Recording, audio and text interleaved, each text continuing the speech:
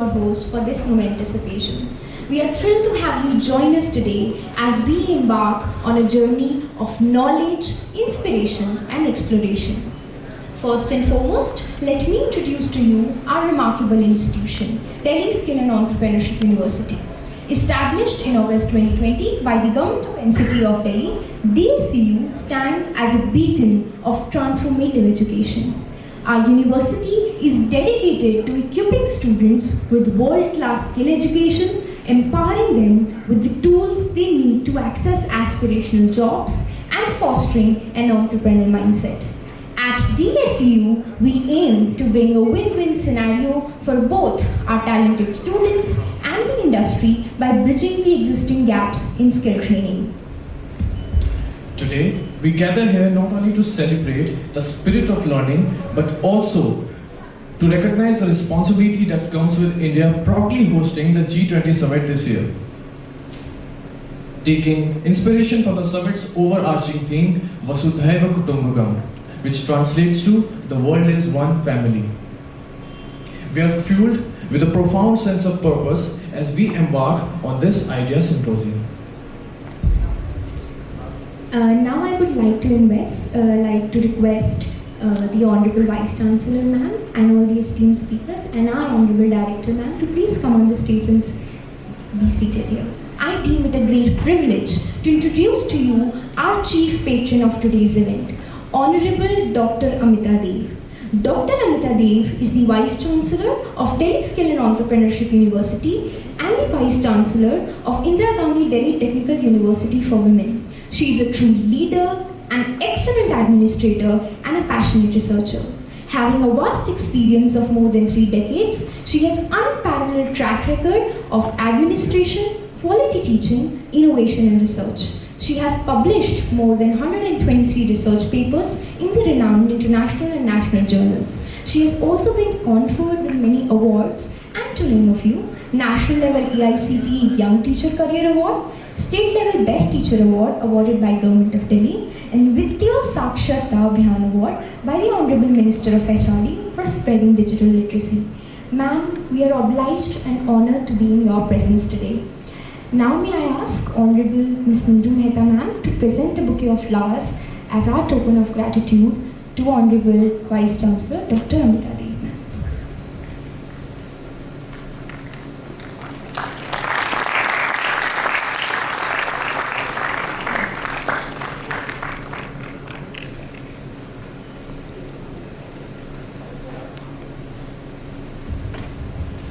Please join me in extending a very warm welcome to the Honourable Ms. Neeru Mehta ma'am, the Campus Director of the host campus, Ambedkar DSEU Shakarpur Campus-1. Mrs. Mehta's journey of excellence extends far beyond her role as a campus director. Her unwavering commitment to quality and dedication has been instrumental in achieving ISO certification for the Ambedkar Institute of Technology, where she served as a management representative. Her meticulous efforts and leadership in this endeavor have further enhanced the reputation and credibility of our institution. Mrs. Mehta is a true embodiment of dedication, passion, and excellence. Alongside her role as campus director, she has achieved notable success in table tennis, clinching several state-level championships. Her triumphs on the table demonstrate her unwavering commitment, discipline, and resilience, qualities that inspires us all to strive for success.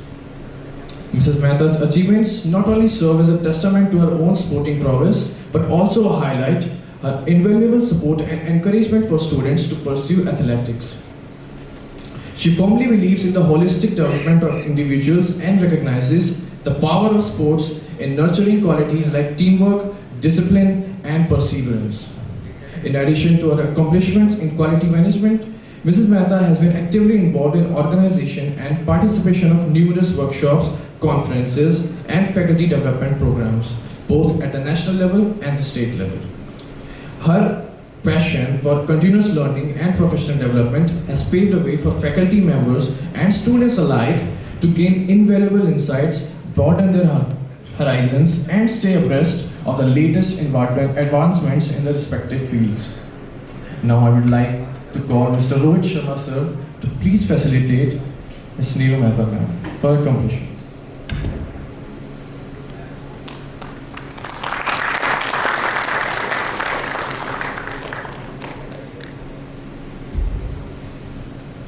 Now it's time to introduce our esteemed speakers. Firstly, please welcome Dr. Satish Kumar, the founder and president of AEEE and a former Berkeley lab scientist. Thank you so much, sir, for being here with us.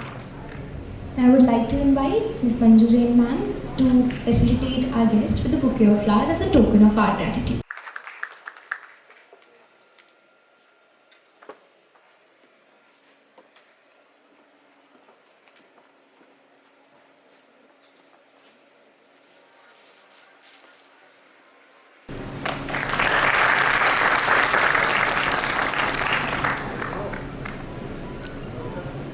Next up, we have Mr. Kuldeep Sharma, the Deputy Director of CERT India, Ministry of Electronics and Information Technology.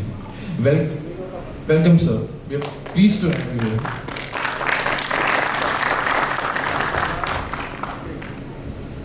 I'd like to call Mr. Bharat, sir, to please facilitate Dr. Kuldeep Sharma.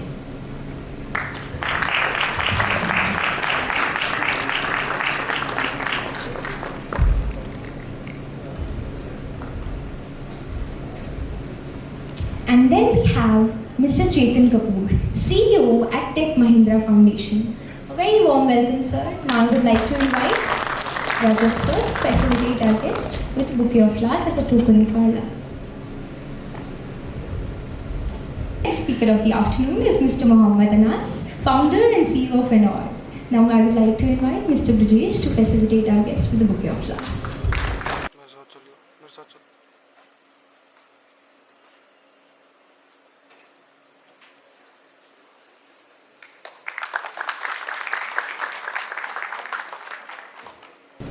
We have one more offline speaker today, Mr. Chandrasekhar, the Chief Coordinating Officer at AICTE, Ministry of Education, Government of India. He will be joining us shortly. And that's not all. Joining us virtually from all across the oceans is Mr. Arpit Dwivedi, the founder and CEO of Cash Energy. Also, we have another esteemed speaker joining us through the virtual medium, Mr. Tony Paradiso, Principal at Panoptic Strategies. They will also be joining us shortly in a while. So once again, welcome all the dear guests. Now I would like to invite Honourable Dr. Amita Dev ma'am and our campus director, Honourable Ms. Neeru Mehta ma'am, and all our esteemed speakers to commence the lighting of the lamp ceremony. Please give them a big round of applause.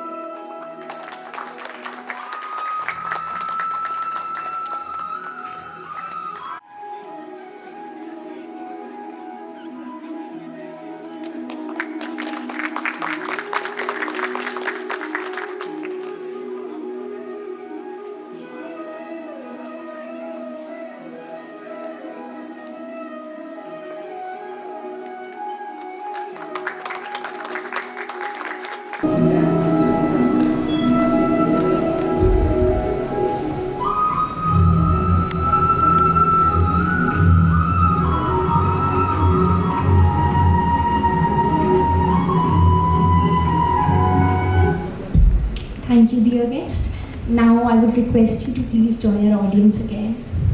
And sir, to one of you would you like to tell us कैसे कर लेते हैं sir आप इतना काम? Only because of the team that we have.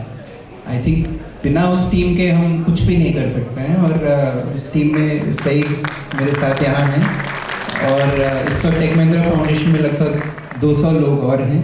Monika हैं, भूपेंद्र हैं कहीं यहाँ. So it's only because of the team. The stage is adorned with the blessings of our experts, and the gentle scent of the air is effusing the spirit. What's next, Kiran?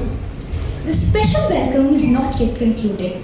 Next, we present to you a soul-stirring performance of Saraswati Vandana, an invocation of the goddess of knowledge, by Miss Purva Deshpande. Please give a round of applause.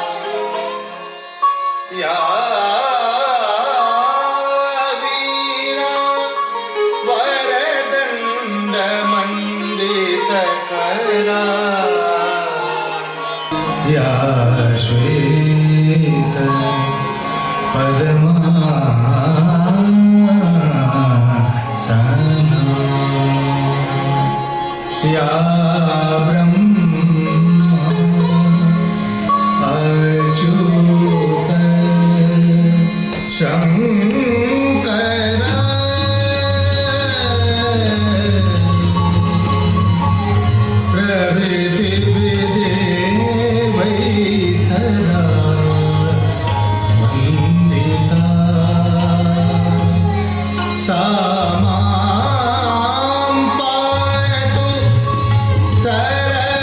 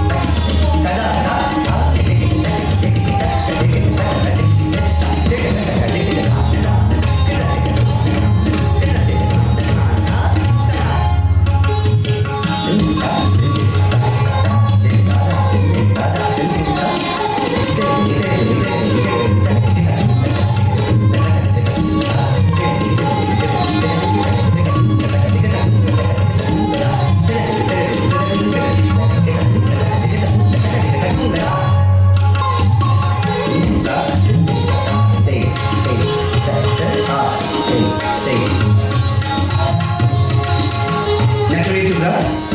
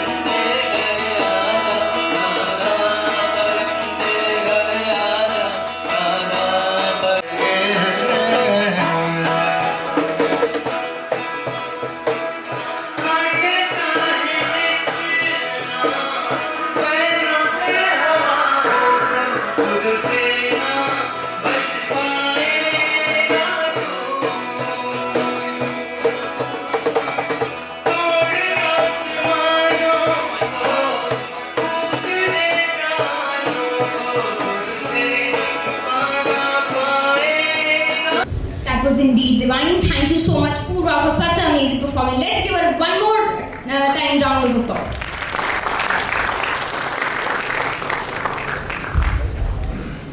So, TEDx is an initiative of the TED Conference, a non-profit organization devoted to ideas worth spreading. TEDx events aim to foster dialogue, inspire innovation, and create a positive change in society. So, before we surrender to the knowledge, eloquence, and experiences of our esteemed leaders, I would like to invite Honourable Dr Amita Dev ma'am, the Vice Chancellor of DSEU, to address our dear audience before we start with speeches. A very good afternoon to everyone, especially to my entire fraternity of Ambedkar Institute of Technology, now DSEU Ambedkar Campus. Very pleased to be back home, I'll say, to see my own staff members of Ambedkar. Distinguished Pro-Vice Chancellor who would be joining soon, eminent keynote speakers who are here, dynamic campus directors, Madam Neeru Mehta, ladies and gentlemen, participants, and the lifeline of DSEU, my very dear own students. It's indeed my proud privilege to be here to be with you this afternoon for the TEDx AIT on Sustainable Development Goals, a very well thought approach for Sustainable Development Goals, and I'm glad that they have chosen this topic for the day, which is primarily they are focusing on quality education and sustainable and affordable clean energy. I'm impressed to see the chain of keynote speakers who would be speaking, and I'm sure their speeches will be very, very enriching and will give a diversified experience to all the participants and the students who are sitting here. The 2030 Agenda for Sustainable Development Goals is a plan of action for three things, and that is for people, planet, and prosperity. It comprises of 17 sustainable development goals, and the goals are indivisible and encompasses economic, social, and environmental dimensions. As we all know, these 17 goals, SDG 4 focuses on quality education, and it ensures to have inclusive and equitable quality education and promote lifelong learning opportunities for all. And I believe that is a mantra for DSU also. It is our responsibility to provide an intellectual and ethical environment where the skill and spirit can thrive, but simultaneously provide an environment to the students so that they can gain lifelong learning experiences where you find equity, you find diversity, and you find inclusiveness. So we also work, DSU as a family also works on to the quality education. The UN Sustainable Development Goals, that is on quality education, recognized as a key driver of economic advancement by significantly influencing health, politics, social empowerment, and human capital as a whole. It is a fact that human capital advancement, as envisioned by SDG 4, it is an integral part of the country's development, and it is a primary focus behind economic and societal entrepreneurship. And economic analysis, which is using education data of 55 countries and regions, it is very interesting to note, it highlights a positive correlation between capital investment in education and economic growth of the nation. And the equation is very simple. The countries which have invested on education, they are the frontiers in economic growth.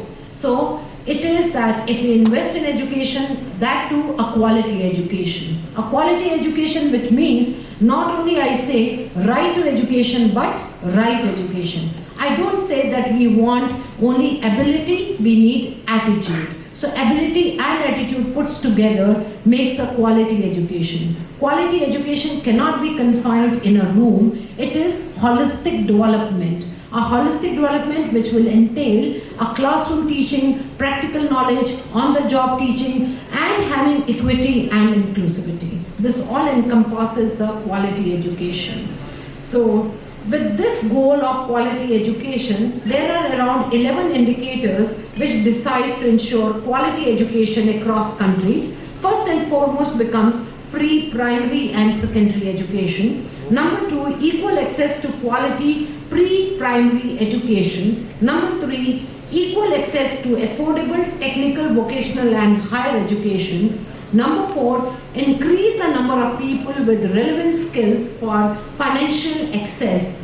Number 5, eliminate all discrimination in education. Number 6, universal literacy and numeracy. Number 7, education for sustainable development and global citizenship.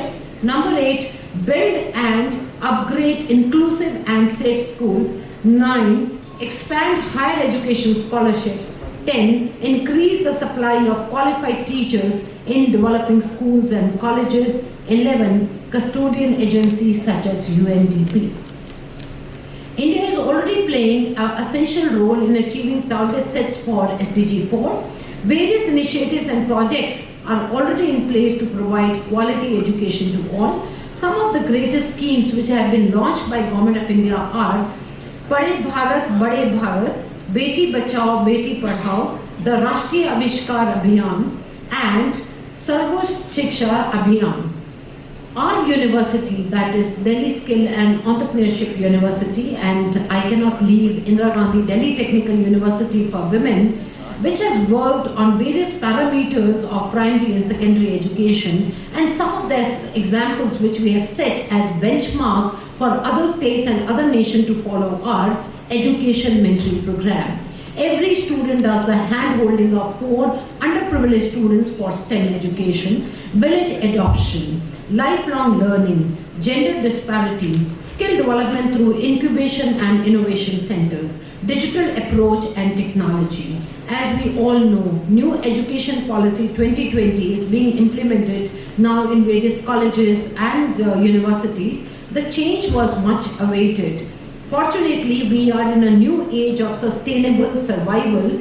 Let's work together to educate a huge percentage of our approximately 140 crores of population for the best in class society in the world.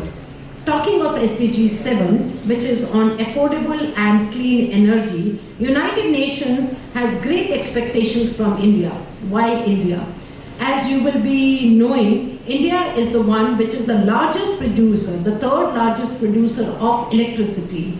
And it is always under the radar of having higher carbon emissions, and our idea is to have zero emissions by 2070. That is the pledge which India has taken, to have zero emission by 2070, and we are all working together to achieve this. Government of India is very serious on this goal.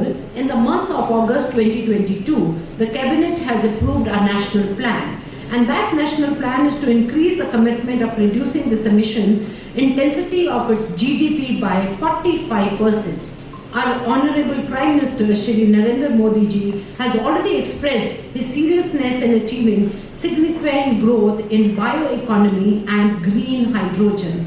In bioeconomy, India has grown 8 times what it was 8 years ago.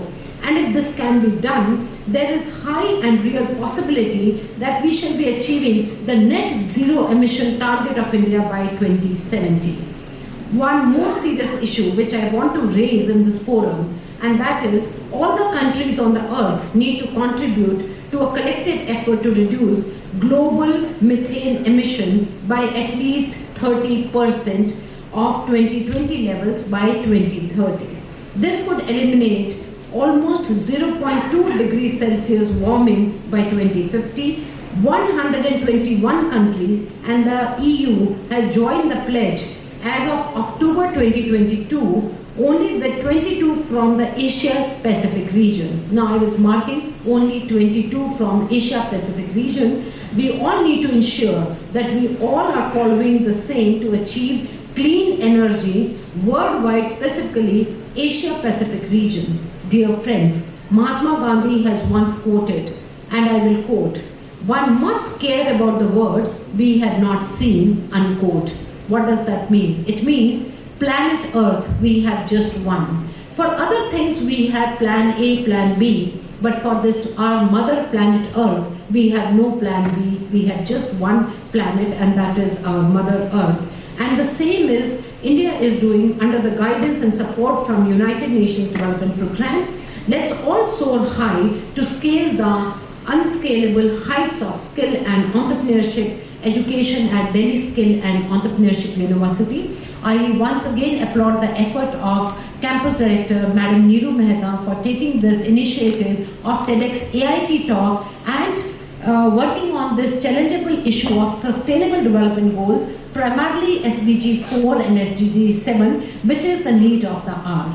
And I look forward to hearing the keynote speakers who will be having enriching speeches on this, and I'm sure we all will be greatly benefited. I applaud the effort of all the organizers, participants who have worked day and night to ensure that this TEDx AIT, touches the milestone. Thank you very much.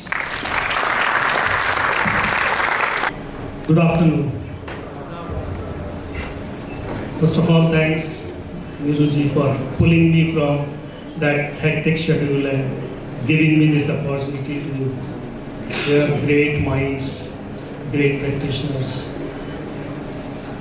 एक बात मैं थोड़ा बुद्धा जी आपकी थोड़ी सी tension चाहिए। आपने बड़ी अच्छी बात कही, मातृभाषा में बात हो तो क्या कहेंगे, मातृभाषा में बात करेंगे। सबसे पहले आप सब बच्चों को बहुत मुबारकबाद किस बात की कि आप TEDx ऑर्गेनाइज कर रहे हैं, DSU का first.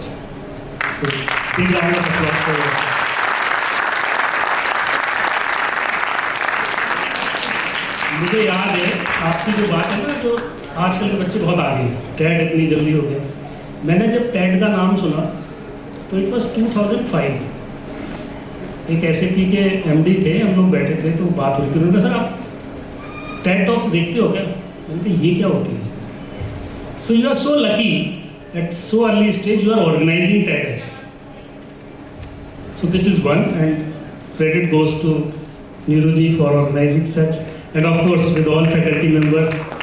So first of all आपको बहुत बहुत मुबारकबाद कि आपने ये इतना बड़ा काम किया। दूसरा सबसे important, the selection of speakers, wide range, drone technology founder से लेके ministry of education. Buddha ji हम लोग काफ़ी पहले भी एक बार हम लोग शेयर कर चुके हैं पैनल्स कुछ डाइस, और हमेशा जो इम्पोर्टेंट बात आप देखो ना कि आपको समझ में आने की है कि हमें करना क्या है। अगर एंटरप्रेन्योरशिप को जो अनस ने कहा कि इसको पढ़ा नहीं जा सकता, इसको किया जाता है। अगर आप एंटरप्रेन्योर बनना चाहते हैं तो एंटरप्रेन्योर आपको बनने के लिए कुछ करना पड़ेगा, और कुछ करने के लिए कहते हैं ना कुछ बैरियर्स तोड़ने पड़ेंगे। दो लोग बैठे, एक बैक बेंचर, डॉक्टर कलाम ने कहा best brains are at the back benches, और अनस ने कहा कि बंक करके लाइब्रेरी में जाते। तो बंक करना है लेकिन विद द ऑब्जेक्टिव। दोनों लर्निंग होनी चाहिए कि आप पीछे बैठे तब भी आपका ऑब्जेक्टिव बहुत क्लियर होना चाहिए, और अगर आप क्लासेस बंक करें तब भी आपका ऑब्जेक्टिव बहुत क्लियर होना चाहिए। अगर आप लाइफ में कुछ करना चाहते हैं तो आपको कुछ तो हटके करना पड़ेगा, और कुछ हटके करने का मतलब बिल्कुल ये नहीं होता कि आप उल्टे खड़े हो जाइए। कुछ हटके करने का मतलब होता है कि आपके ऑब्जेक्टिव को अचीव करने के लिए अगर आपको बैरियर्स तोड़ने भी पड़े तो आप उसे तोड़ दीजिए और अपना रास्ता बना लीजिए।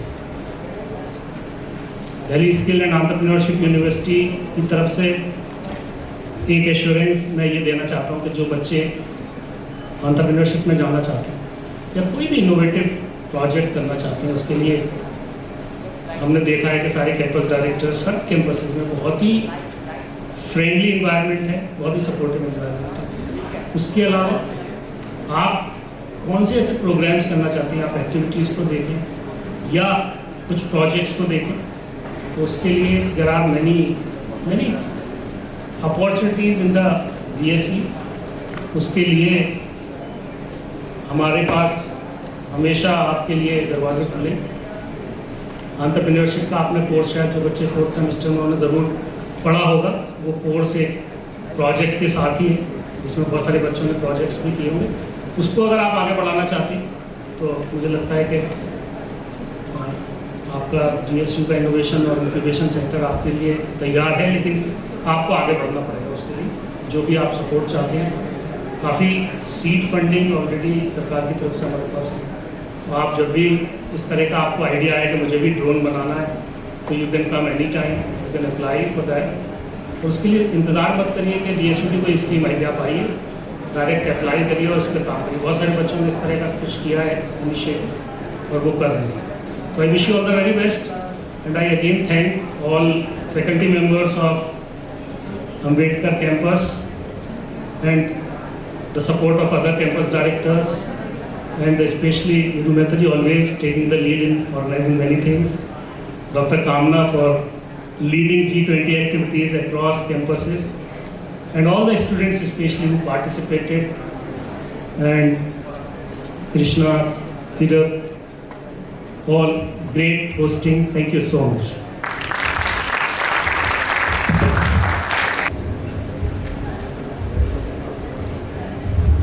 Please give a big round of applause to Mr. Rihan Suri.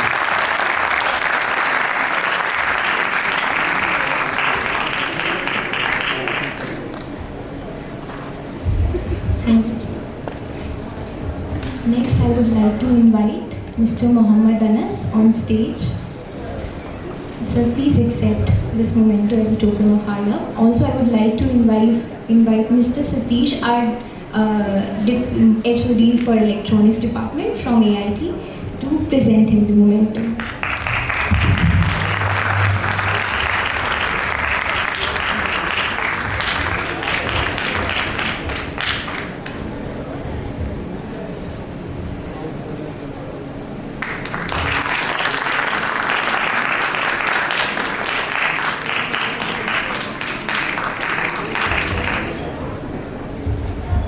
Satish sir, I'd like you to please stay on stage. And now I'd like to call upon Mr. Chandrasekhar to please humbly accept our token of appreciation.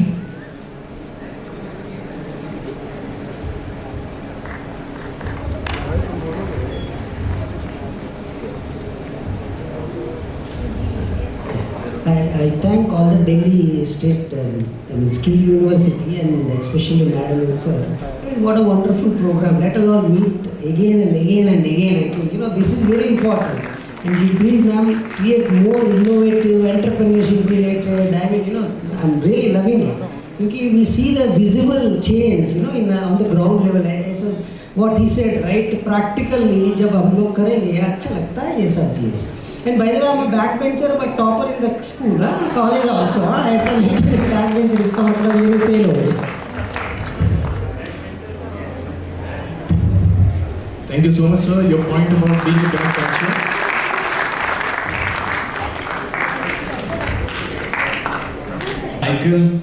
But I'll admit, I can't resist taking long showers sometimes. The truth comes out. You may not be the epitome of sustainability, but hey, you're trying, and that's great. And this is what exactly I want to tell you about sustainability, that it is essential because it ensures that our actions today do not compromise with the needs of the future generation. And it's about finding a right balance between economic development, social development, and environmental protection to create a world that is resilient and thriving for all. And nevertheless, our Honourable VC ma'am has explained everything about sustainable development so well. We also do our work and say a few more words to add in her speech. Yes, Krishna.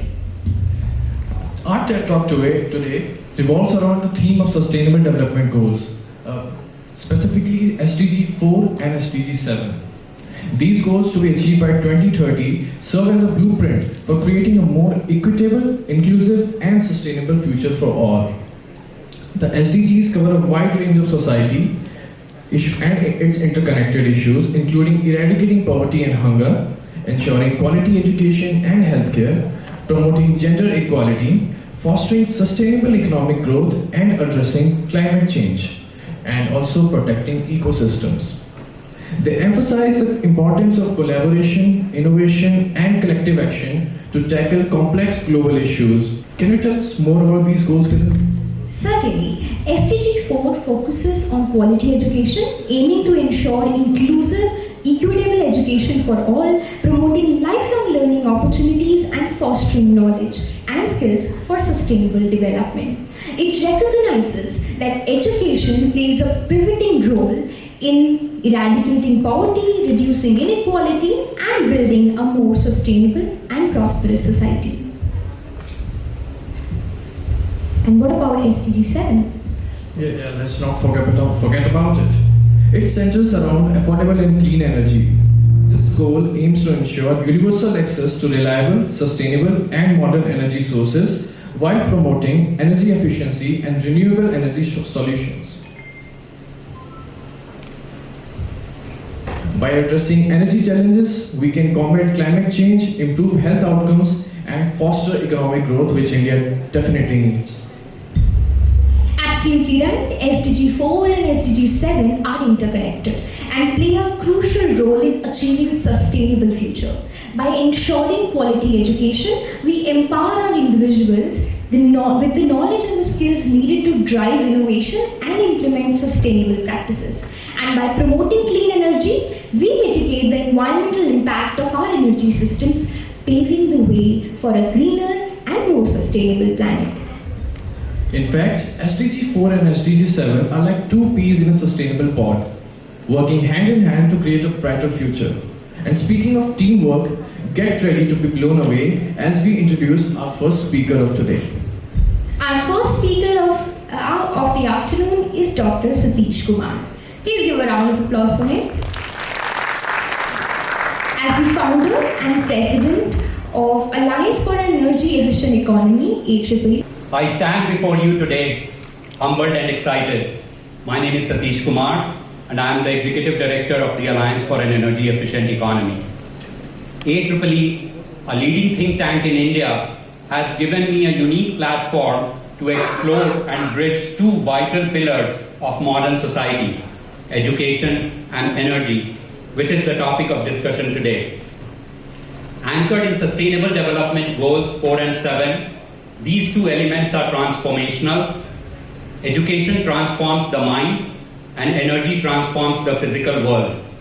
Together, they hold tremendous potential and hope for mankind. This talk is going to be in two parts. Firstly, I'm going to talk about my journey, my education and experiences that I had. I will talk about my teachers and mentors and the early exposure which refined my thinking and made me the person I am today. In the second part, I will speak about an initiative that is an outcome of my desire to make a difference to this world by combining the spirit of Sustainable Development Goals 4 and 7. Swami Vivekananda said, education is the manifestation of the perfection already in man. Sustainable Development Goal 4 epitomizes this sentiment. It is an ambitious commitment to inclusive and equitable quality education, advocating lifelong learning opportunities for all. This lofty goal is the path towards a knowledgeable and enlightened society that uses understanding to navigate challenges, present and future. Yet, it is heart-rending that even as we discuss this, over 258 million children and adolescents globally are denied access to quality education, while a staggering 617 million lack proficiency in basic literacy and numeracy. Ban Ki-moon, the former UN Secretary General, said, energy is the golden thread that connects economic growth, social equity, and environmental sustainability. Sustainable Development Goal 7 beautifully captures this essence as it aspires to provide everyone access to affordable, reliable, sustainable, and modern energy. And yet, approximately 800 million people lack access to electricity, while 2.8 billion people are deprived of clean cooking solutions. As we tackle climate change, improved access must be linked with our efforts to greener and more sustainable forms of energy. Education and energy, although distinct, are thus deeply intertwined, much like threads in a tapestry, each contributing to the rich fabric of the future world. They converge at the intersection of our responsibility to provide current and future generations the tools to build a sustainable future. Nelson Mandela said that education is the most powerful weapon you can use to change the world. And I cannot agree more with this statement, because the compass of education and my father's abiding belief that one person can change the world has guided my life's journey. I remember the 15-hour-long study periods that I endured at Patna Science College to make my way to the challenging yet inspiring environs of IIT Roorkee, the oldest engineering college of India. At Patna Science College, I learned the principles of mechanics and kinematics from Professor H.C. Verma, an explainer par excellence, who remains the best teacher who taught me. His smiling face, a sweltering lecture theatre crammed with 300 students, and his otherworldly ability to explain the most complex concepts of physics with astounding ease and simplicity are forever etched in my memory. For those of you who do not know Professor H.C. Verma, he is the author of the Fundamental Physics Part 1 and 2, books that are considered the Bible while preparing for the IIT entrance examination. I had a blast in Roorkee, where I received one of the best educations in the country, made dozens of dear friends, and met my wife. The foundations that were laid and the importance of first principles that I learned continue to serve me well. The bonds formed during the undergraduate days have strengthened over decades. I can't imagine my life without my soulmate and Roorkee friends today and their critical role in leading an enriching and satisfying life. The seeds of curiosity that Professor H.C. Verma planted in my impressionable mind steered me to pursue building science at Carnegie Mellon University. Even though I thought I had left behind science as I opted for architecture at IIT Roorkee, I distinctly remember my struggles at Carnegie Mellon as I symbolized a fresh off the board Indian student who had not touched a computer keyboard except while playing Pac-Man. I grappled with the intense academic stress that came while learning C programming, LaTeX typesetting, and Unix operating system while struggling to type in the Emacs window on a Sun Microsystem Unix machine in my first semester. Talk about baptism by fire. My experience in the early 1990s was akin to going from a computational desert to computational heaven. Still, I would have to work extraordinarily hard to experience this bliss. I would have died that semester except for a young and brilliant professor, Professor Ardeshir Madhavi, who was also teaching building physics. It provided me the sanctuary and relief I needed from the computationally intense courses I was taking. Professor Madhavi taught me the fundamentals of thermal comfort, building physics, and energy simulation, and became my PhD thesis guide at CMU. I feel blessed that these institutions offered more than free world-class education and academic degrees. They shaped my worldview, fashioned a thoughtful and gritty professional out of me, and molded my understanding of life's complexities. I learned the basic concepts of passive solar building design while I apprenticed under Sanjay Prakash, or SP, as we used to fondly call him. He and his brother Piyush were running one of the top sustainable building design architectural firms in India. Now you folks have to ask SP what he saw in me to accept as an architectural apprentice. I was an average student at Roorkee trying to find my feet, who disliked design studio but was tremendously interested in structural and environmental aspects of building design. Think about it. If combined creatively, education and energy, the core of SDGs 4 and 7, can potentially address climate change and make our world resilient. It is gratifying to see Solar Decathlon India sowing the seeds for a greener, more sustainable, and more equitable future by inspiring a new generation of thinkers and innovators skilled in sustainable building design. The education and opportunities I got through my experiences have been channeled into Solar Decathlon India in the true spirit of SDGs 4 and 7. With the support and leadership of a committed and a deeply passionate Solar Decathlon India core team, we endeavor to provide similar learning experiences and exposure to any college student anywhere in India, thus providing them an equal opportunity to succeed in a carbon-constrained world. I am super proud of this outcome. My experiences along this journey have shaped my dedication to sustainable energy and quality education for all. They allowed me to grasp the profound impact of the Sustainable Development Goals, not merely as international objectives, but as personal visions that we should strive to materialize for us and the world at large. This led to AEEE being asked by the Government of India to author the Energy Efficiency Report in partnership with SE for All and the International Energy Agency for the G20 nations, and which was launched recently in Mumbai. In conclusion, I will request you to visualize a future where our buildings are not just shelters, but finely tuned machines incorporating energy efficiency, net zero design principles, and responsible behavior. It embodies the ethos of the lifestyle for environment or life mission as envisioned by our Honourable Prime Minister Shri Narendra Modi. Imagine a world where this knowledge is shared, the technology we need to achieve this vision is accessible to all, where everyone understands their role in our collective energy future and helps create a culture of energy efficiency and net zero in our society. This vision might seem ambitious, but it is entirely achievable and is the need of the hour. We must continue striving for these goals to ensure our future is sustainable, regenerative, and equitable. Thank you. Moving on, let me introduce to you our next speaker for the afternoon, Mr. Kuldeep Sharma.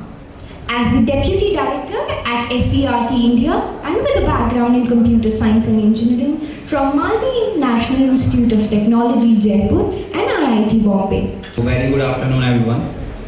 So, I am Kuldeep Sharma and I am currently working at CERT-In, Ministry of Electronics and IT.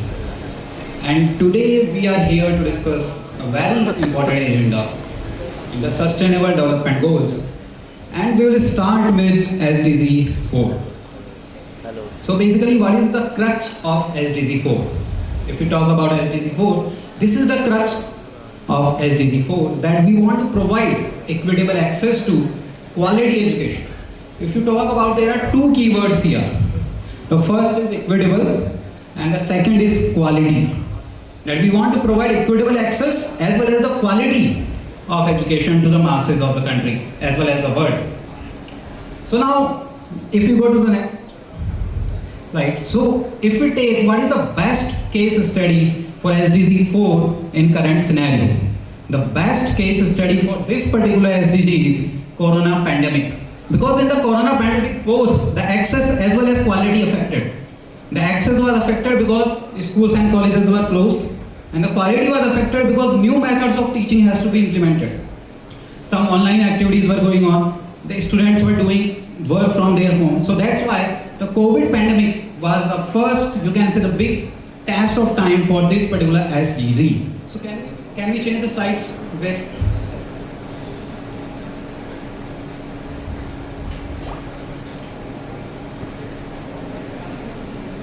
Yes, okay. So let me just tell you 4 different stories from this particular case study of Corona throughout India. So let's first go to the eastern part of India. Let's go to Kolkata. And nearby Kolkata, in the Paschim Bardhaman district, there is a village where the students did not even see the light of the education. They are the first generation learners and they did not have the resources to learn. And that's why a teacher from that particular village started putting the blackboards on the mud houses of the people. That okay, it's COVID, you cannot go to the schools, you cannot learn things, so let me paint the blackboards on your houses and I will teach you at your house itself. And that's why the teacher right now is known as the Rasta teacher, and it has been awarded by the government on various fronts. Now let's come back to Delhi again. And not far from here is the Kashmiri Gate. I asked him to write this simple 4-worded sentence, Ram Aam Khata Hai. Very simple. So he picked up the pencil and there was a notebook in front of him. And then he looks at the blackboard. And then he waits. And I ask him, Likho kya hua? Why don't you write? And he tells me, sir, board pe nahi likha hai, isliye nahi likh sakta.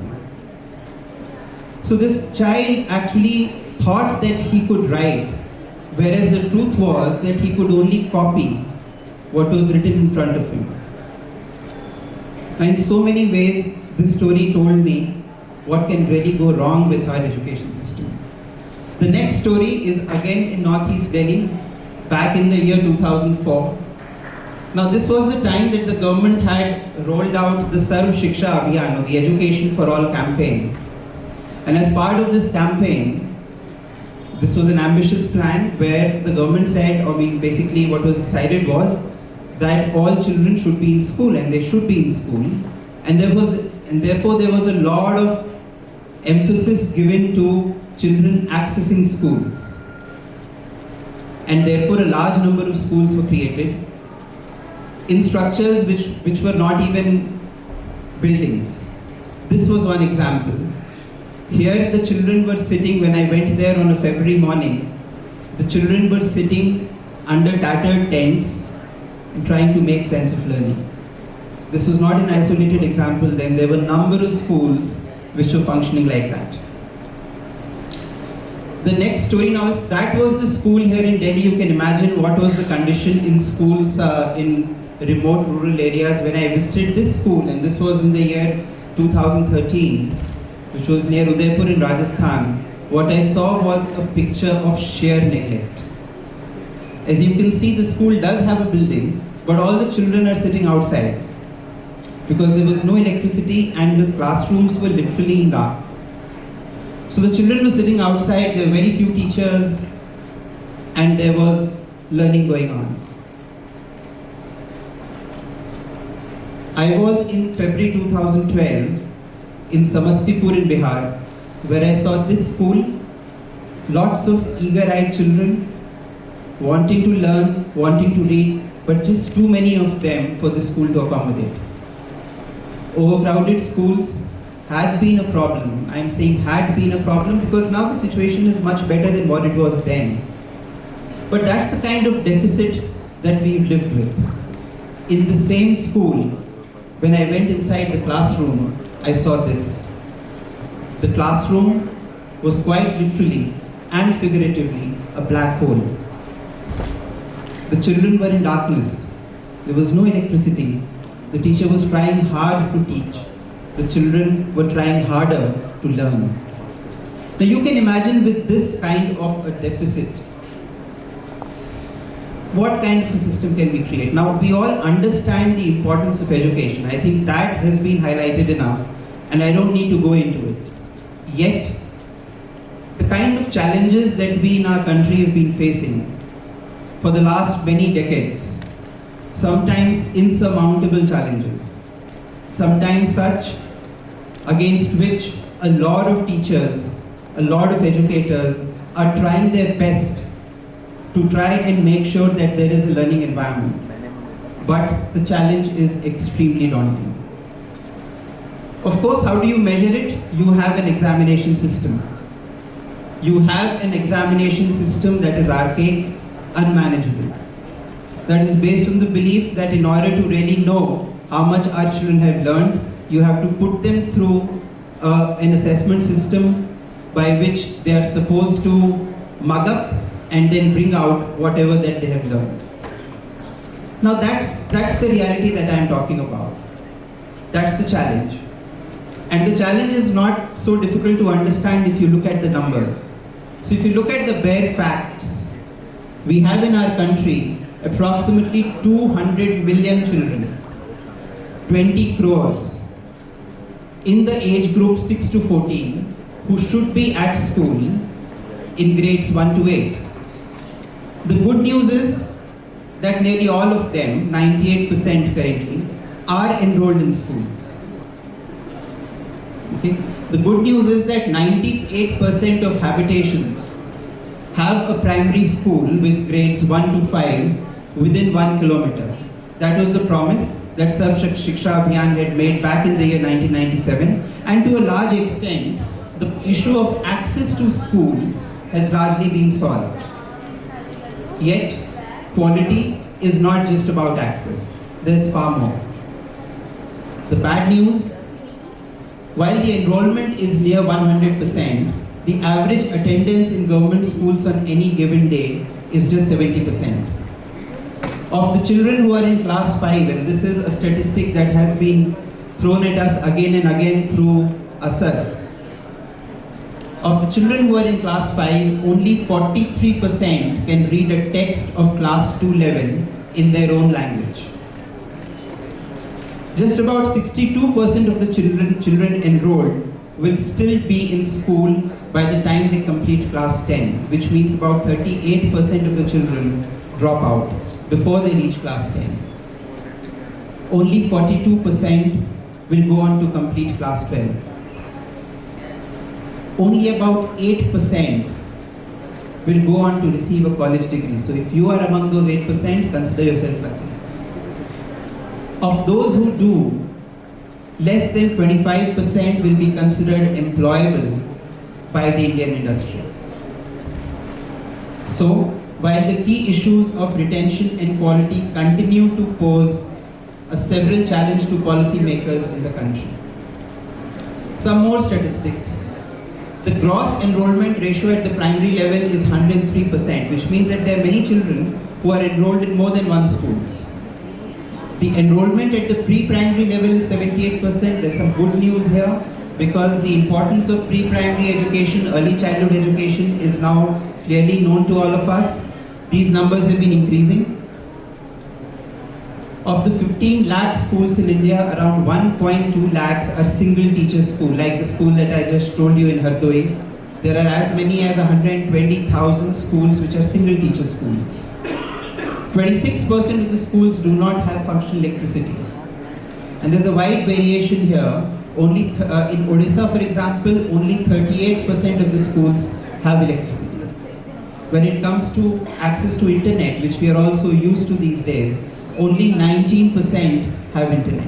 And during the COVID-induced lockdown, nearly 43% of India's children did not have access to any kind of online education. So these, my friends, is the reality which our education system is fitted with. But the situation is not just completely grim. There are several rays of hope. And this is what I would want to focus a little more on, because it is from here that solutions will emerge. I was recently in this school, as recently as just last month. And this is an NGO, it's a school which is supported by an NGO called Mantra in Bangalore. We at Tech Mahindra Foundation are fortunate enough to be supporting this school for the last about 8 years. In this school, with this organization, we have managed to bring in a number of micro improvements, a number of incremental changes which has made sure that there is advancement of learning happening at every level. There is a mechanism of peer learning. So children who are in the higher grades have been assigned 3 children in the lower grades, and it is their responsibility to help them learn. So there are additional classes happening using the children themselves. There is a child parliament in place, and children are actively members of this parliament taking decisions for the school. Teachers regularly meet, teachers from all the nearby schools who are part of this cluster regularly meet and share ideas. There is a tinkering lab in the school, a STEM lab which helps children as young as grades 3 and grade 4 do interesting experiments in science. Most recently, a robotics lab has also been introduced here. So this is an example of what public-private partnership can do in schools like these. And that is one of the key messages here, that while it is primarily the government's job to make sure that there is access to school, when it comes to issues of retention and quality, the private sector has to step up. we at Tech Mahindra Foundation, which is the CSR arm of Tech Mahindra, is trying to do its bit by focusing on certain key areas around education, especially teachers' education, teachers' capacity development, and working with youth. I turn to the next example, which is another favorite example of mine. I visited this school back in December 2015. This is a tribal school not very far from Pune. It's a school which has tribal children. Obviously, the resources are very meager. And yet, what I saw in this particular school was mind-blowing. Because despite the meager resources, despite the fact that this school was far away from, it was almost in the back of beyond, in a little tribal area. Actually not too far away from Pune, because it took us just about 45 minutes by car to reach, but still far enough from civilization. And yet in this school, the teachers, through the NGO that we are supporting in this school, an NGO called Urmi, have managed to use low cost and no cost resources to create some excellent teaching learning material. What I saw in this school reminded me of what Albert Einstein had once said. Ladies and gentlemen, our next speaker is Mr. Mohammad Anas, founder and CEO at Enord. So, ladies and gentlemen, it's time to introduce next visionary speaker. With a strong background in electronics and communication engineering, Mr. Mohammad has taken the drone industry by storm, revolutionizing various sectors with his innovative solutions. Absolutely, Kiran. Mr. Anas's expertise and achievements have garnered him numerous accolades, including being recognized as one of the top 10 CEOs in aerospace and defense. His work in the field of drone technology, along with his involvement in prestigious programs like SolidWorks Startup Program and NVIDIA Inception Program, speaks volumes about his dedication and innovation. So please give a big round of applause for Mr. Mohammad Anas. Good afternoon. Thank you for inviting Director Ma'am and Vice Chancellor Ma'am, Pro Vice Chancellor, and everyone here, our organizing team. I'm thankful to be here in front of people from different backgrounds and industry and academy, mostly from academy. And so for today's topic that we have, quality education and like energy and clean energy. So I try to talk about my journey, my experience of drones and how I reached here, and then I try to relate it with the education and energy. So I'll start with the idea of Mohammad Anas getting here in front of you. I'll start with one of the incident that happened to me few days back. So I like people ask me generally, how do you become a CEO of this company, or how do you start a company, or how did you get started with the drones or things? How does the idea come into your mind? So I say, used to say that in college or in school in 7th standard and 11th standard, I used to do some sort of projects with multi-rotors, crafts and other things. And I used to iterate the model. I used to present to science exhibitions, fairs, zonal, central, state levels, and present those models in front of people, get it validated with the people, get it recognized, and feel accomplished out of what things that I have done in the journey. And that leads to, giving a platform to a student to do more in terms of entrepreneurship, startup, and building a company out of it, and doing a product within the company, and using that product for the purpose of industry and defense. So, getting back again to the 7th standard, I used to be in the library of one of the schools in Jaswala Goods Management School. Most of the times, I used to sometimes bunk my classes as well, and used to sit in the library. The purpose of sitting in the library is to have the access to some of the prestigious books out there in the library, which is very hard to purchase, to go through. So I used to steal some time and sit in the library to get access to those books and get the knowledge out of those books in terms of some science and some practical knowledge. and that knowledge helped me build some projects that I used to present to teachers, and they really get happy out of what I used to do in school. So the idea of being curious in school, and the professors or the teachers letting me in the library with the curriculum, out of the curriculum, like being there, letting me get into the library, spending some time, even doing the prototyping of some projects, is something that laid to the foundation of laid to the foundation of building a company that I see.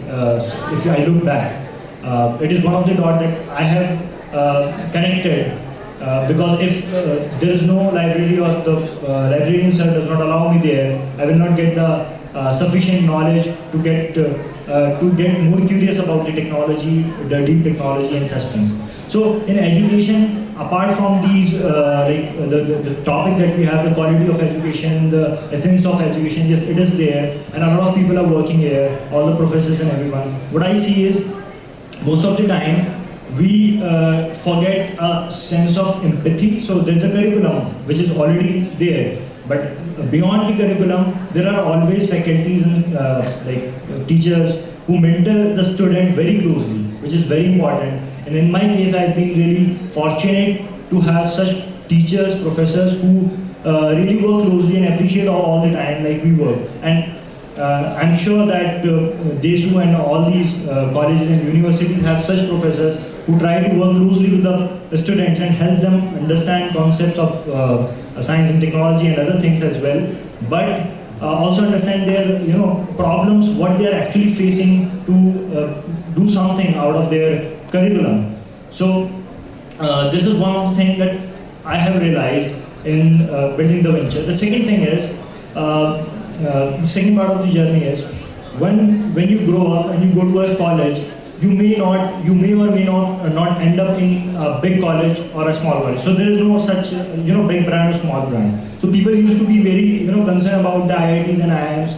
When I get into a college, one of the IT college, and at that time I realized that it's something that I have to do myself, and I need to really work on the skills. So I started looking around what people are doing in science, in terms of practical knowledge like coding and other things, and I get my hands dirty with those things. So despite of the purpose of the teachers, faculties is to enable you, is to help you. Ultimately, students have to do.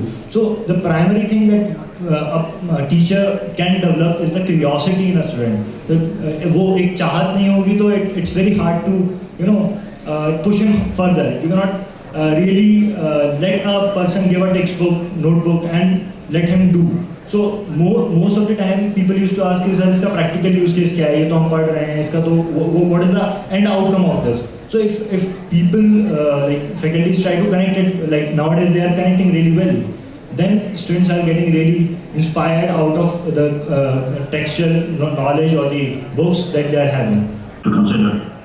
Now, we have thought a lot about this, why oil, coal and gas have been known since 1800s, and even 21st century, why are we not having 100% access to energy or electricity to everybody? So, there are mainly two broad reasons where we can try to answer the question why energy is not accessible. One itself is the availability of resources. So not all the countries have equal distribution of coal, oil and gas. Like some countries have more oil, more coal than another, and they have to be dependent on the import or other countries. The second reason is, even if some countries do have the availability of resources, there is an inability to use these resources, right? And this inability comes from technological inabilities or having enough capital to be able to extract and run coal power plants or likewise other fossil plants, right? So we live in a really exciting time now, right? When we're trying to get away from coal, oil and gas, and the world is moving towards solar and wind. Recently, the cost of producing energy from solar and wind is the cheapest way of producing energy from any sources, coal, oil, and gas combined together, right?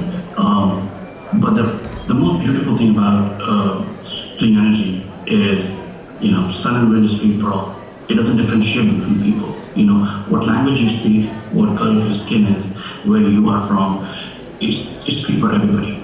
So the first problem that fossil fuels had of uneven distribution geographically is somewhat solved, right? It's not 100% solved because, again, sun and wind is also not distributed equally everywhere in the world, but everybody in the world has free access to some amount of solar and wind, right? But the second problem still remains. We still do not know how to leverage or use solar and wind 24/7. And the reason is, sun doesn't always shine. You don't always have sun and you don't always have wind. So we need to learn to store energy when it's available in order to fully harness the power of solar and wind. So existing solutions for storing energy are, for example, lithium-ion batteries that we use in our phone, we use in our laptop, but unfortunately they do not scale, meaning they are not designed to store a large amount of energy cost-effectively. So it's good for like few hours of energy storage, but when you try to store multiple days of energy, they do not scale economically. There are other solutions like pumped hydro, pumping water up and down the hill, but you cannot build them everywhere. So it's a fairly well-known problem with governments, electric utilities, industries trying to come up with this solution of long-duration storage. It's considered as a missing piece or a holy grail in our whole clean energy transition, a key enabler. If we learn to store the energy, we'll be able to transition towards solar and wind, and the hope is then we will make the world a level playing field because solar and wind is free for everybody, right? So that's exactly our work comes in. That's where cash comes in. We are doing long duration energy storage, and a very, pretty likely conventional approach in a way that we are storing energy in the solid fuel, and we like to call it future fuel, so not fossil fuel. The reason is it's very similar to coal, except the consequences. Similar because it's very low cost. Almost every country in the world is self-sufficient. It can use the same infrastructure that fossil fuels have created over decades, but it's completely clean and safe. Now, sounds too good to be true. So let me give you, our thought process when we were trying to tackle this problem, how we thought about this, right? So we have known coal for a long time, right? And when we started brainstorming on what is the best energy storage method, we went back and saw fossil fuels as our inspiration. Not the best inspiration to have, but promise you there are some things that fossil fuels do amazingly well. These are solid and liquid masses of energy, compact. We found buried in the earth. You can take it from one place, transport it somewhere else when energy is needed, right? So we started thinking, like, what is it about fossil fuels? What are they fundamentally that they have been used forever, and they're, we cannot get rid of them so easily. And the answer we found was that, ultimately fossil fuel are chemicals. These are chemicals we found buried under the earth, which we dig it out and burn in air. Right? So we are basically doing a chemical reaction of something we found buried under the earth, dig them out, and reacted it with air to produce heat. And we thought, like, why is it not possible? From first principle of physics, why is it not possible to come up with a different chemical reaction that can do the same thing, except that the repercussions, that there is no carbon dioxide coming out, right? And easier said than done. Took a lot of time for us, but ultimately we were able to leverage on a well-known chemical reaction. So in these pellets, what's going on is we take a well-known industrial chemical reaction of calcium hydroxide. Calcium hydroxide is basically derived from limestone, which is very abundant. Almost every country in the world is self-sufficient.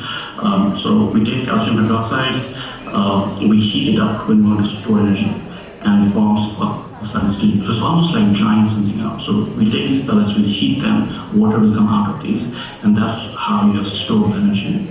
Now, when you want the energy back, when we want to discharge the battery, we pass the same steam or water back on these pellets and heat is released, right? So we can keep doing this reaction back and forth, storing and releasing energy for thousands of cycles like a battery, right? So let me give you a quick example. These are 3 of our pellets randomly kept on a tabletop. So nothing is controlled, nothing sophisticated is happening here. We just have 3 pellets on a tabletop, measuring temperature, and what I'll do is spray some water on it.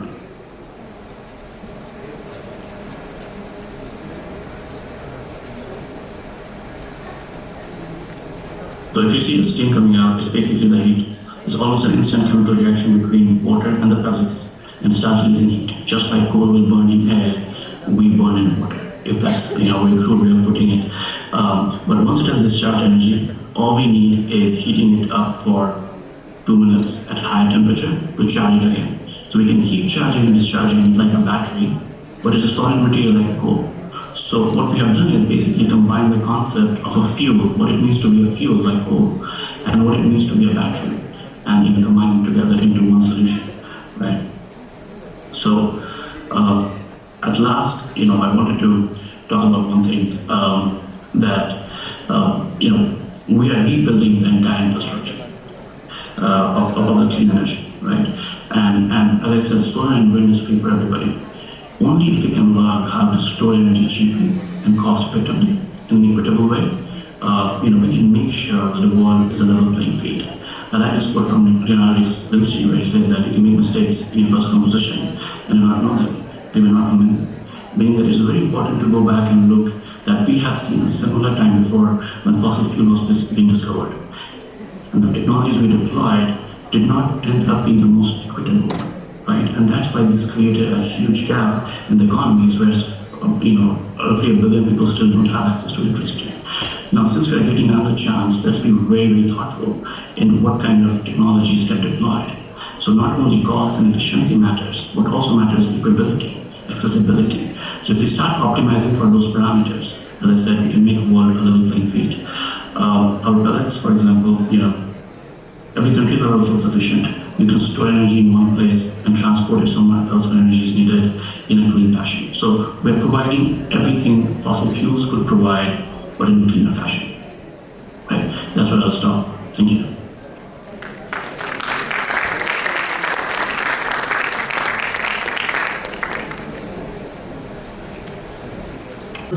In the renewable energy and climate change market for the past 5 years, most of my career has focused on a variety of emerging markets.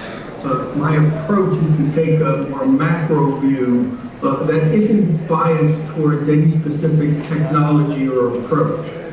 I've been fortunate enough to have been on the forefront of numerous society-altering innovations, starting with the PC revolution of the 1980s, the development of the internet and all the foundational technology that goes into today's video communications, and now green tech.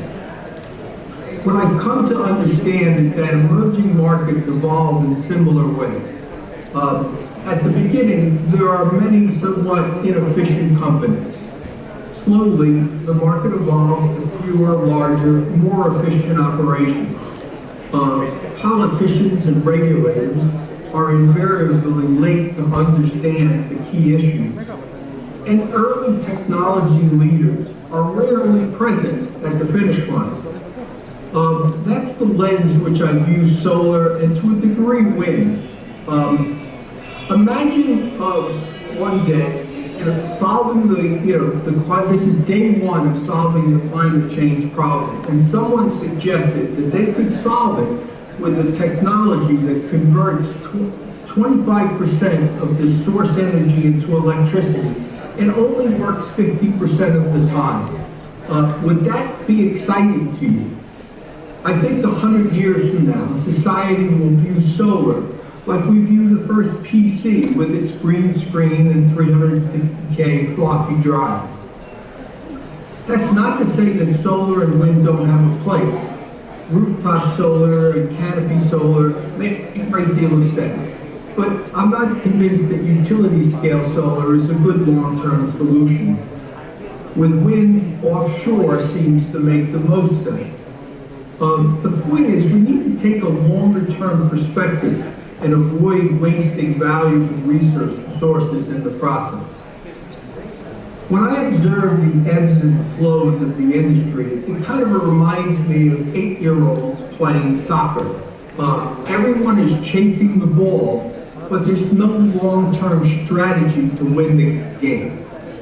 So, there are numerous issues, obviously, related to climate change, but for this discussion, I'm going to focus on 5. Grid modernization, the political process, geopolitics and resources, recycling, and environmental justice. First and foremost, the U.S. in particular, and I suspect other advanced economies, have put the cart before the horse in failing to develop a viable grid modernization strategy. Instead, we scurry build as many mini power plants as we can. This has caused the U.S. interconnection queues to become a major barrier.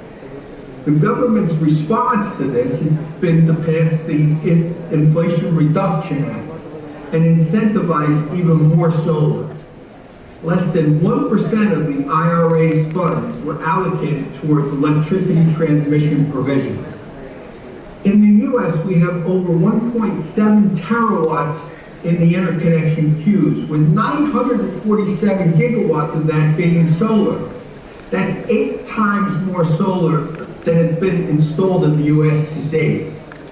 As alarming, according to the Lawrence Berkeley National Laboratory, the cost of interconnection has doubled over the last decade.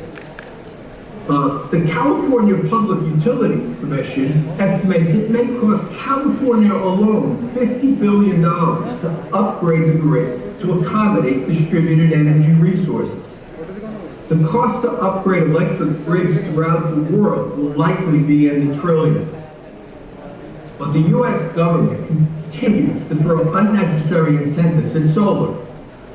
Those resources should be directed to initiate a grid modernization effort equivalent to sending mankind into space. The problem is that upgrading the grid isn't politically sexy. It will only help achieve our goals. That kind of segues into the political process. And notwithstanding India's success with the Paris Accords and efforts like United Nations Conference of Parties, these things are helpful to set targets and to gauge progress. But given most of the goals go unmet, I fear they serve more to create the appearance of action for political leaders than serious commitment. This is evidenced by the System Change Lab data dashboard, which monitors the progress of various metrics. Most are either off track, well off track, or going in the wrong direction. Even if the commitments were well-intended, expecting society to quickly change its behavior is not realistic. Transitioning away from fossil fuels and to EVs will take decades, not years. Structural and behavioral changes happen slowly. That reality needs to be factored into the equation when developing a long-term strategy. With that said, efforts do need to be made to try and accelerate the process. Efficiency is a good example. For most developed countries, efficiency should be higher on the agenda. Asking people to make sacrifices or change their behavior scores no political points, quite the opposite. But understanding and accepting this inherent inertia alters your approach. For example, if you conclude you can't stop emitting carbon fast enough, perhaps you'd expend greater efforts to develop ways to remove carbon from the atmosphere. That's why I believe... I think I learned 3 things, ma'am, today, just in the last few minutes. One, I did my engineering from Pune University, by the way. So I never know that there is a tribal school near Pune city. Because we used to think that Pune is a very well advanced city and there is no tribal school at all. I think, as being in the Ministry of Education, it really little surprised me. But as we look into the higher education, but I learnt one very new thing. And the second thing, I think I would like to appreciate this Enord drones CEO, because my 2 years, my son is 7 years old and he wants to fly. So every day he puts up some kind of a suit. He creates himself and he puts that suit and he wants to fly. And he goes near to the air cooler, he tries to fill the air and he wants to fly. So then I realized one very beautiful thing. When I was 7 years old, I never thought of flying. It means our education system is changed. Now we are given wings to the students with the help of this new education policy, the National Education Policy 2020, which is allowing them to think out of the box. And the third thing, I see a lot of young band, who was, even though ma'am saying that, there is some missing, but I really enjoyed it a lot. Maybe I'm not a great music lover, but we must appreciate. See, even the failure is also stepping stone of how not to fail. I think the biggest problem in our country is we never encourage them to fail. If we encourage them to fail, they will learn how not to fail so that they will succeed in their life at least. Let them fail, nothing will happen. Because Bhagavan ne diya, it is the job of a God to fulfill your stomach, not ours. Because we never say, hame birth de do ye idhar. So the God given an opportunity, it is a responsibility of God, not ours. So that is what we need to think as an entrepreneur. I sold 4 to 5 companies. So when I did, I struggled a lot. But now I see the third point. I'm so happy to see that now the young generation know what is due diligence. They know, how to start their companies. They know what is this entire process. They are getting taught in the colleges as well as in schools. I think what a wonderful time frame, they are into the schools and colleges. If a given opportunity, I want to go back and study in school, because now the systems are changing a lot. If you see, right, the systems more become a personalized in nature. Because we as a Ministry of Education, we understood one thing. Every student is unique. Because when in my school, I used to sit in the back bench. I was always a backbencher. So the teacher keep on, talking blah, blah, blah, blah. I never understood. Because the reason is very simple. Every student is unique. That's the reason we all are individual human beings. If we are the same, why should we have so many entities here, right? Ek entity se ho jata pura. But why we are different? Because everyone's learning patterns are different. Their understanding levels are different.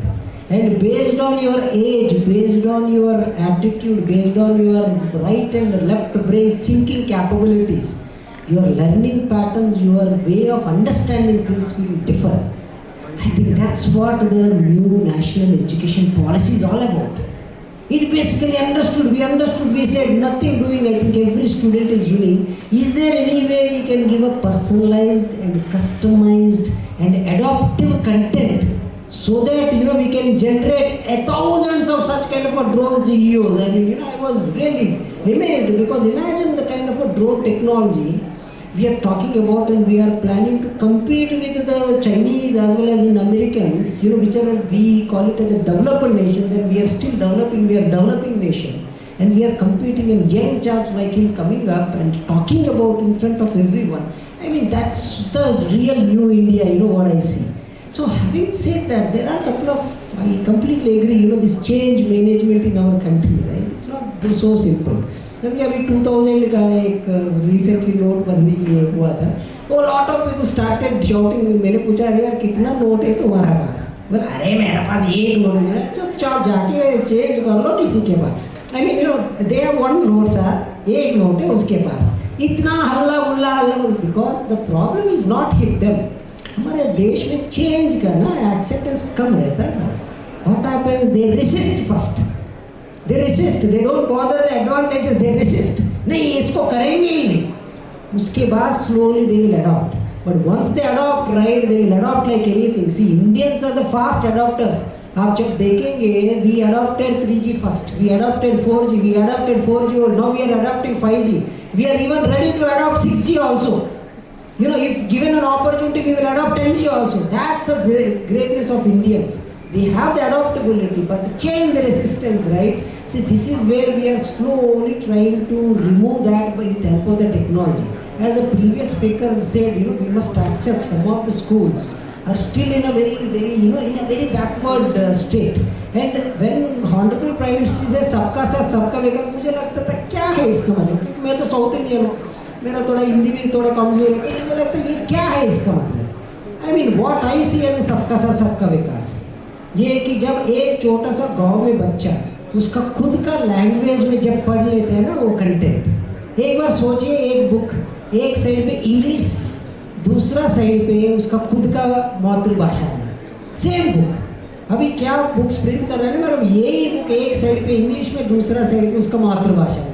समझो वो उसका समझ में नहीं आ रहा English में तो मातृभाषा में पढ़ लेंगे, समझिए उसको इंग्लिश में पढ़ लिया और अच्छे से उसको समझ में आना है, so they will read the other side of the content in their own mother. Don't you think that's a sabka vikas?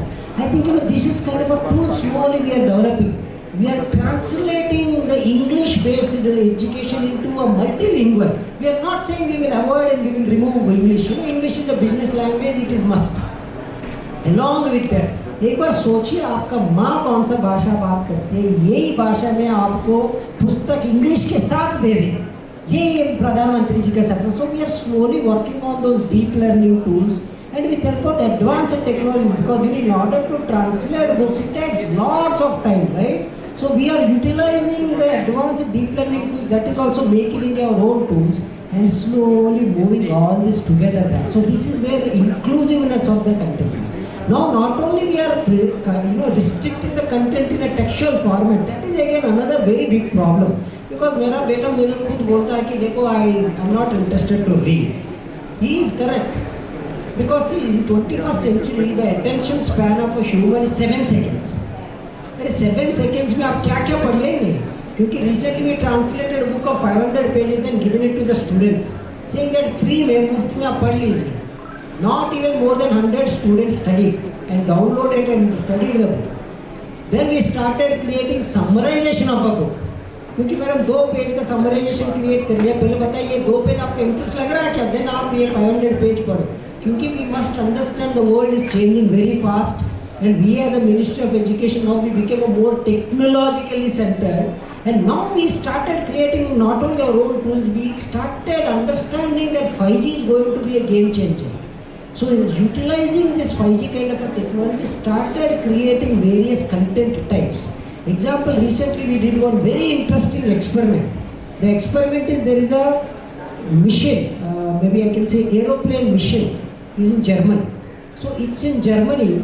So we have taken a digital twin of it and gave it to a couple of students from a remote village engineering colleges. So they got a digital twin of it, they tweaked that entire model and they corrected few things and they submitted back in the digital twinning format. So the scientists who is working on that, they got surprised that our students who is still in colleges, they created a better, efficient, secured model, of the external wiring. So this is the power of our student. So I see, he is one of the best example. He even bunked the class, which I appreciate because knowledge is everywhere. The nature is also giving lot of knowledge. Sir, आप चाहिए तो देखिए सुबह morning when you get up, right? If the kind of a color you see, your mood of the day will change. But हमने तो पूरा colour के बारे में भूल ही गए क्योंकि हमारा बुक में कभी ये नहीं सिखाया कि the importance of the colors. आप चाहिए तो कल चेक कर लीजिए. Once upon a time we used to get up and we used to see that कुछ भगवान का पीछे लगा के हम लोग पोस्टर्स देखते हैं. आजकल मॉर्निंग उठ के क्या देखते हैं, अरे किसने कितना लाइक किया, इसने क्यों नहीं किया, उसने क्यों नहीं किया. I think the world is changing. At the same time we are also slowly moving towards innovation based and research oriented, because I think the 18th century methods are gone. I think now we need to move towards and facilitate the infrastructure to each and every student, whether he is in a school or a higher education, so that he will give the best of the best back, unless until we give the best of the best back to the system, how they can. So that's where we are working very hard. And along with that, the content types, as I said, we are not only creating a image based, we are creating a pictorial based, we are creating a video based, we are creating interactive based, we are creating AR VR models. Now slowly we are moving completely towards a digital twinning of it. I mean, trust me, imagine now, I mean, today morning my son went for a science class. He is learning about various atmospheric, regions within our globe. So, what he is doing now, he is coming back from the class and he is trying to learn everything from the YouTube. I think we are also creating such kind of interactive management systems so that the learning approach can be very easy and understandable. And another very important area, because this is a quality education and affordable, then the quality side, what we did, we created one more thing called digital skilling. What that platform does is, let's say we have created a robot called Ping. That robot analyzed all the countries in the world and created 56 skills and technologies where the global opportunities are exist for next 15 to 20 years. So this entire platform, we made it free. So anyone can go to that platform, from AI to drones to automobile to any technology, you name it. It's free of cost, anyone can learn. So I request all the students, you please go there and try to learn more what all you can. So in this process, we have created something called NEPF, basically connecting the education with the technology. So that's where we are working on various layers and trying to create a better infrastructure in the schools as well as in the skill cycles as well as in the higher education models. So coming to the affordable, right? I mean, it is very, very important because I'm not expert on the energy side. So I will say, what kind of affordable solutions what we are creating. We created a platform called NEET. In this platform, what we did, all the edutech companies we onboarded and we started giving free high quality content to the students.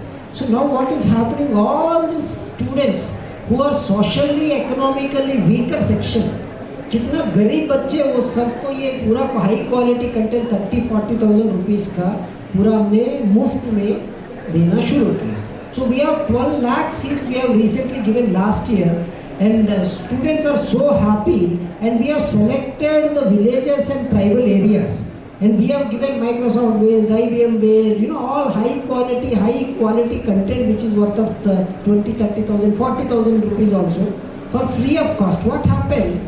Now they are also inclusive, that's an inclusiveness, right? So we are involving them into a high quality and they are learning all this. I think various aspects we are doing, and what I see is like, we can create an infrastructure, but we need your help. Let us all work together in this new India and let us transform our country into a developed nation. Because when I was kid, I keep on hearing we are developing. I don't know how many years we will take to develop. I think this is the right time and right leadership we have, and the best of the best thing what I see after the independence of India is the NEP 2020, because it's in agile in nature. What it really means is, if anyone has any kind of a feedback, the system has a capability of taking that feedback, implement that into our NEP system and give the best of the best in the new India. So I request, let us all work together, and I thank everyone for giving this opportunity. Thank you.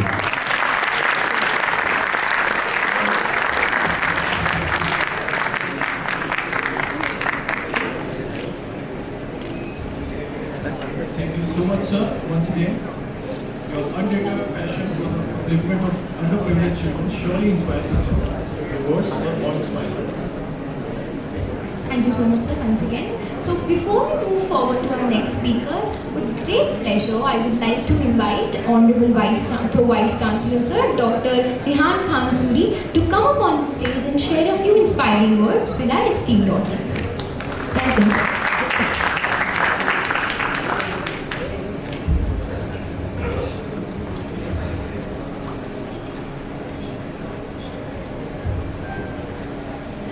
Good afternoon. First of all, thanks, Niruji, for pulling me from that hectic schedule and giving me this opportunity to hear great minds, great practitioners. एक बात मैं थोड़ा बुद्धा जी आपकी थोड़ी सी tension चाहिए. आपने बड़ी अच्छी बात कही, मातृभाषा में बात हो तो क्या कहेंगे. I take immense pride and privilege to thank all and extend my sincere gratitude on behalf of all faculties, staff and students of DSEU. First of all, I would like to express my sincere gratitude to the expert speakers for gracing today's session. Each one of us has brought a wealth of knowledge and invaluable insights to this gathering. It was a pleasure listening to the amazing ideas, and special thanks to the speakers who joined us virtually, even considering the differences in their time zones. The commitment and cooperation from the speakers is applaudable. I am obliged and honoured to be in the presence of Honourable Vice Chancellor of DSEU, Dr Amita Dev, and express a bundle of thanks for her consistent support and mentorship, which enabled us to do what we are doing today. Next, I would like to extend my gratitude to the Honourable Pro Vice Chancellor, Dr Rihan Suri, for his incredible guidance, and our Registrar, Mr. Ashwini Kansal, for his administrative support. I must thank Controller of Finance and all DSU members, DSU members, especially all the campus directors, for extending their support. I would like to express my deepest gratitude to Honourable Miss Neeru Mehta ma'am for being with us through the challenges and guiding us like a true leader. I would like to share my appreciation to the HODs, faculty members of Ambedkar campus, especially Mr. Bobin, Mr. Shivam Gupta, Mr. Rajat Haldar and Mr. Rohit, along with the student coordinators who worked tirelessly day and night to make this event a grand success. Special thanks to Estate Manager and Horticulture Department who has helped us in this event. I personally feel the contribution from each one of us is appreciable. Last but not the least, I would like to thank the gracious Almighty for blessing us by bestowing upon us. Thank you so much, everybody. Have a great day.